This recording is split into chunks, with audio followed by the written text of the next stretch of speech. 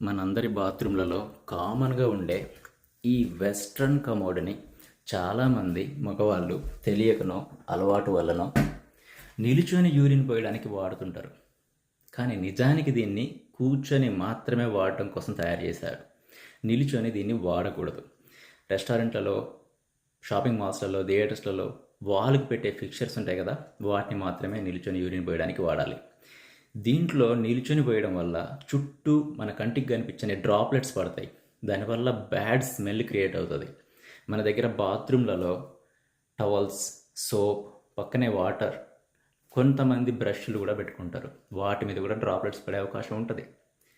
అయితే మన భారత ప్రభుత్వం గత కొన్ని సంవత్సరాలుగా 11 నుంచి 12 కోట్ల టాయిలెట్స్ కట్టించింది. అంటే వాళ్ళు ఇప్పుడిప్పుడే ఇలా వెస్ట్రన్ కమోడ్స్ని వీటిని వాడడం అలవాటు చేసుకుంటున్నారు.